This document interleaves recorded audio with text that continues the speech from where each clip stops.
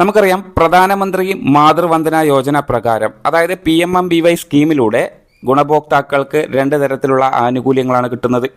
ആദ്യത്തെ പ്രസവത്തിൽ 5000 രൂപയും രണ്ടാമത്തേത് പെൺകുഞ്ഞാണെങ്കിൽ 6000 രൂപയും ആനുകൂല്യം ലഭിക്കും.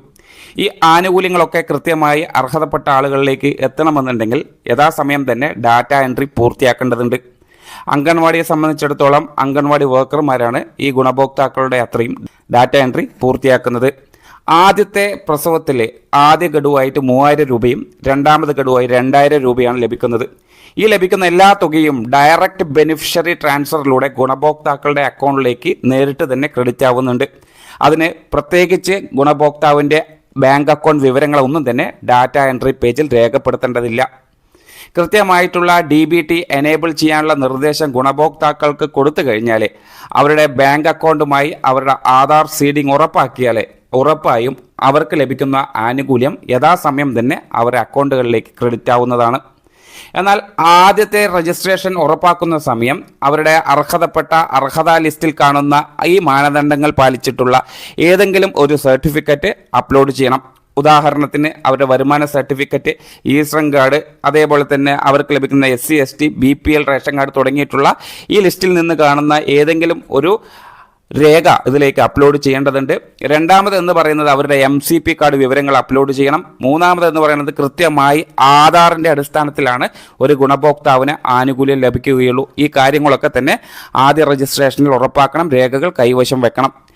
ഇനി രണ്ടാമത് ഗഡുവായിട്ടുള്ള 2000 രൂപ ലഭിക്കുന്നതിന് വേണ്ടി നമ്മൾ ടീച്ചേഴ്സ് ഏതൊക്കെ കാര്യങ്ങളാണ് ശ്രദ്ധിക്കേണ്ടത്, ഏതൊക്കെ രേഖകളാണ് അപ്ലോഡ് ചെയ്യേണ്ടത് എന്നുള്ളത് കൃത്യമായി നിങ്ങൾ അറിഞ്ഞിരിക്കണം.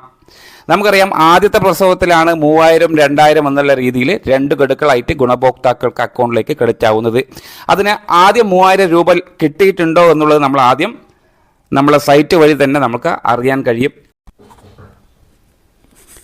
രണ്ടാമത് ഗഡുവായ 2000 രൂപ ഗുണഭോക്താവിന് ലഭിക്കുന്നതിന് വേണ്ടി നമ്മളെ ടീച്ചേഴ്സ് ഗുണഭോക്താക്കളുടെ പക്കൽ നിന്നും രണ്ട് ആധികാരിക രേഖകൾ സ്വീകരിക്കണം. അതിലൊന്ന് MCP കാർഡും രണ്ടാമത് അവരുടെ കുഞ്ഞിൻ്റെ ബർത്ത് സർട്ടിഫിക്കറ്റുമാണ്. ഇത് രണ്ടും കൈവശം വച്ചതിന് ശേഷമായിരിക്കണം ഡാറ്റ എൻട്രി തുടങ്ങേണ്ടത്. സാധാരണ പോലെ തന്നെ ടീച്ചറുടെ യൂസർ നെയിമും പാസ്വേഡും നിങ്ങളുടെ സൈറ്റിലേക്ക് എൻ്റർ ചെയ്ത് ഇത്തരത്തിൽ ലോഗിൻ ചെയ്തെടുക്കുക. ഈ ലോഗിൻ വന്നതിന് ശേഷം നിങ്ങൾക്ക് ഇത്തരത്തിൽ സൈഡിൽ കാണുന്ന ഈ ഡാറ്റ എൻട്രി എന്ന് കാണുന്ന ആ ഓപ്ഷൻ ഒന്ന് ക്ലിക്ക് ചെയ്യുക. ആ ഡാറ്റ എൻട്രി ഓപ്ഷൻ ക്ലിക്ക് ചെയ്താൽ ഉടനെ തന്നെ നിങ്ങൾക്ക് ഈ കാണുന്ന update child birth and immunisation details എന്ന ഓപ്ഷൻ കാണാം. ആ ഭാഗം ക്ലിക്ക് ചെയ്ത് കഴിഞ്ഞാൽ ഈ പേജിലോട്ട് എത്താൻ സാധിക്കും. ഇവിടെ ആ ഗുണഭോക്താവിൻ്റെ രണ്ടാമത് ഗഡുവിന് തയ്യാറായിട്ടുള്ള ഗുണഭോക്താവിൻ്റെ പേര് ആ ലിസ്റ്റിൽ കാണും. അവിടെ actual date of child birth അവിടെ നോട്ട് പ്രൊവൈഡഡ് എന്നാണ് നിങ്ങൾക്ക് കാണാൻ കഴിയുക. അതുകൊണ്ട് നമുക്കത് അപ്ഡേറ്റ് ചെയ്യണം. അത് അപ്ഡേറ്റ് ചെയ്യുന്നതിന് വേണ്ടി എഡിറ്റ് എന്ന് കാണുന്ന ഭാഗമാണ് ക്ലിക്ക് ചെയ്യേണ്ടത്. അപ്പോൾ നമുക്ക് പുതിയൊരു പേജ് ഓപ്പൺ ആയിട്ട് വരും. അവിടെ ഓൾറെഡി ആ ഗുണഭോക്താവിൻ്റെ പേരും ആധാർ വിവരങ്ങളും LMPയും ആദ്യ രജിസ്ട്രേഷൻ ആദ്യ ഗഡുവിന് വേണ്ടി നമ്മൾ കൊടുത്ത എല്ലാ വിവരങ്ങളും അവിടെ കാണാൻ സാധിക്കും. ഇനി നമ്മൾ കൊടുക്കേണ്ട കാര്യങ്ങൾ എന്തൊക്കെയാണ് എന്നുള്ളത് ബാക്കിയുള്ള ഭാഗങ്ങളാണ് ശ്രദ്ധിക്കേണ്ടത്. ഇവിടെ ചോദിക്കുന്നുണ്ട് ആ കുഞ്ഞ് ജനിച്ചതാണോ എന്നുള്ളത് ചോദിക്കുന്ന ചോദ്യം മുതൽ നമുക്ക് എല്ലാ കോളങ്ങളും ഫില്ല് ചെയ്യണം. അപ്പോൾ ജനിച്ചു എന്നുള്ളത് നമ്മൾ ആ കോളത്തിൽ ഓക്കെ കൊടുത്തു കഴിഞ്ഞാൽ actual date of child birth ചോദിക്കുന്ന കുട്ടിയുടെ യഥാർത്ഥ ജനന തീയതി ചോദിക്കുന്നുണ്ട്.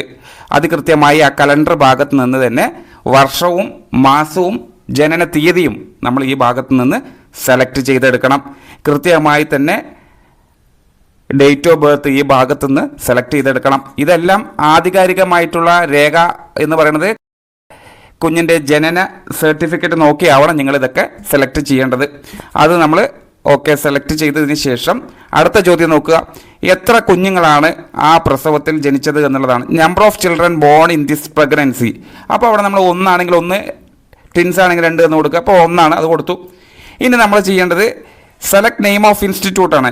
അതായത് ആ കുഞ്ഞിൻ്റെ ജനനം എവിടെ നിന്നായിരുന്നു എന്നുള്ളതാണ്. അംഗൻവാടി സെൻറ്ററിൽ നിന്നാണോ, ഗവൺമെൻറ് ഹോസ്പിറ്റലാണോ, വീട്ടിൽ നിന്നാണോ, പ്രൈവറ്റ് ഹോസ്പിറ്റലാണോ എന്നുള്ള കാര്യങ്ങളാണ്. അപ്പോൾ അത് കൃത്യമായി തന്നെ നമ്മളവിടെ പ്രൈവറ്റ് ഹോസ്പിറ്റലിലാണ് ആ കുഞ്ഞ് ജനിച്ചത് എന്നുള്ളത് നമ്മളവിടെ മാർക്ക് ചെയ്തു.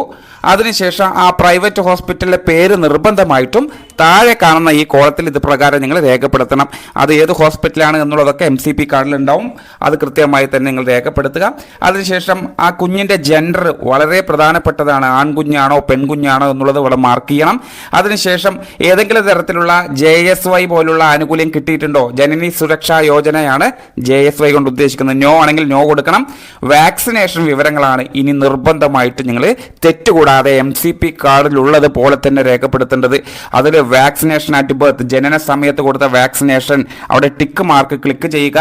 അതിനുശേഷം താഴെ കാണുന്ന ഭാഗം DDMM YY എന്ന് കാണുന്നുണ്ട്. ആ ഭാഗം ക്ലിക്ക് ചെയ്ത് കലണ്ടർ ബട്ടൺ ഓപ്പൺ ആയിട്ട് വരും.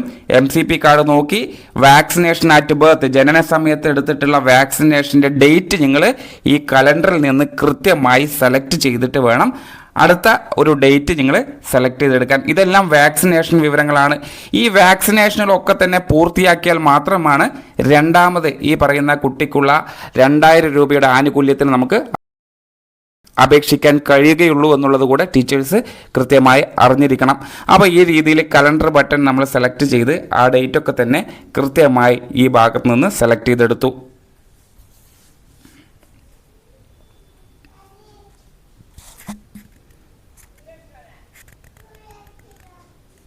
കൃത്യമായ വർഷവും മാസവും തീയതിയും തെറ്റുകൂടാതെ തന്നെ നിങ്ങൾ സെലക്ട് ചെയ്തെടുക്കുക.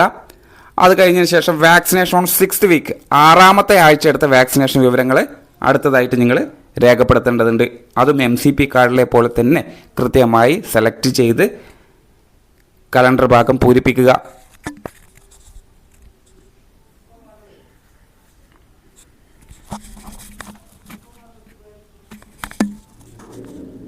അതിനുശേഷം വാക്സിനേഷൻ ഓൺ 10th വീക്ക്, 10ാമത്തെ ആഴ്ചയിലെടുത്ത വാക്സിനേഷൻ്റെ തീയതിയാണ് നിങ്ങൾ ഇനി ഈ ഭാഗം സെലക്ട് ചെയ്തിട്ട് ആ ടിക്ക് മാർക്ക് ആദ്യം നിങ്ങൾ ഇടണം. ടിക്ക് മാർക്ക് ഇട്ടതിന് ശേഷമായിരിക്കണം നിങ്ങൾ ഈ കലണ്ടർ ബട്ടൺ ഓപ്പൺ ചെയ്യേണ്ടത്. അതിനുശേഷം കൃത്യമായ തീയതിയും സെലക്ട് ചെയ്തെടുക്കുക, മാസം സെലക്ട് ചെയ്തെടുക്കുക. അത് കഴിഞ്ഞിട്ട് 14ാമത്തെ ആഴ്ച എടുത്ത വാക്സിനേഷൻ്റെ ഡേറ്റ് നമ്മൾ ആ ഭാഗത്ത് കൊടുക്കണം. അതും ഇത് പ്രകാരം തന്നെ ടിക്ക് മാർക്ക് നിർബന്ധമായിട്ടും ആ കോളത്തിൽ കാണിക്കണം. ആ വാക്സിനേഷൻ തീയതി ആ ഭാഗത്ത് നിന്ന് കലണ്ടറിൽ നിന്ന് സെലക്ട് ചെയ്തെടുക്കുക. ഇതിൽ കൃത്യമായി പറയുന്നുണ്ട് ഓൾ വാക്സിനേഷൻസ് ആർ റിക്വയർഡ്. ഈ പറയുന്ന 4 വാക്സിനേഷനുകളും നിർബന്ധമായിട്ടും ഡേറ്റ് നിങ്ങൾ ഫില്ല് ചെയ്യണം. അതായത് നേരത്തെ പറഞ്ഞിരുന്നു 4 വാക്സിനേഷൻ പൂർത്തിയാക്കിയാൽ മാത്രമേ രണ്ടാമത് ഈ കുഞ്ഞിനുള്ള 2000 രൂപയുടെ ആനുകൂല്യത്തിന് നമുക്ക് അപേക്ഷിക്കാൻ സാധിക്കുകയുള്ളൂ. അപ്പോൾ ഗുണഭോക്താക്കളോട് ഈ വിവരങ്ങളൊക്കെ തന്നെ കൃത്യമായി നിങ്ങൾ ഷെയർ ചെയ്ത് കൊടുക്കുക. പ്രസവം കഴിഞ്ഞ ഉടനെ തന്നെ നമുക്ക് ഈ രീതിയിൽ അപേക്ഷിക്കാൻ കഴിയില്ല. കൃത്യമായ 4 വാക്സിനേഷനും പൂർത്തിയാക്കണം. അതിൻ്റെ ഡേറ്റുകളൊക്കെ തന്നെ MCP കാർഡിൽ ഉണ്ടാവണം. ആ MCP കാർഡിൻ്റെ അടിസ്ഥാനത്തിലാണ് രേഖപ്പെടുത്തുന്നത്. അതിനുശേഷം ഇതെല്ലാം പൂർത്തിയാക്കി 4 ടിക്ക് മാർക്ക് ഉറപ്പാക്കിയതിന് ശേഷം കൃത്യമായി തെറ്റില്ല എന്നുള്ളത് ഒന്നുകൂടെ പരിശോധിക്കുക. അതിനുശേഷം സബ്മിറ്റ് എന്ന് കാണുന്ന ഈ നീല ബട്ടൺ നിങ്ങൾ ശ്രദ്ധിച്ചിട്ടുണ്ടാവും. അത് കൃത്യമായി തന്നെ സബ്മിറ്റ് ബട്ടൺ എന്ന കാണുന്ന ഈ ഭാഗം ക്ലിക്ക് ചെയ്ത് ഈ പറയുന്ന ഈ രജിസ്ട്രേഷൻ, രണ്ടാമത് ഗഡു 2000 രൂപയ്ക്കുള്ള രജിസ്ട്രേഷൻ ഫോം വിജയകരമായി പൂർത്തിയാക്കണം. അതിനു മുന്നേ എല്ലാ ഫീൽഡും ശരിയാണോ തെറ്റ് വല്ലതും ഉണ്ടോ എന്നുള്ളതൊക്കെ പരിശോധിച്ച് കൃത്യമായി ഉറപ്പാക്കിയതിന് ശേഷം സബ്മിറ്റ് ബട്ടൺ ക്ലിക്ക് ചെയ്യുക. ഇത്തരത്തിൽ record has been updated successfully എന്ന സന്ദേശം വരുന്നവരെ വെയിറ്റ് ചെയ്യണം. ഇങ്ങനെ വന്നു കഴിഞ്ഞാൽ മാത്രമാണ് രണ്ടാമത് 2000 രൂപയ്ക്കുള്ള ആനുകൂല്യത്തിനുള്ള അപേക്ഷ ടീച്ചർ സക്സസ്ഫുള്ളി ഡാറ്റ എൻട്രി പൂർത്തിയാക്കി എന്നുള്ളത് നമുക്ക് ഉറപ്പിക്കാൻ കഴിയുകയുള്ളൂ. താങ്ക്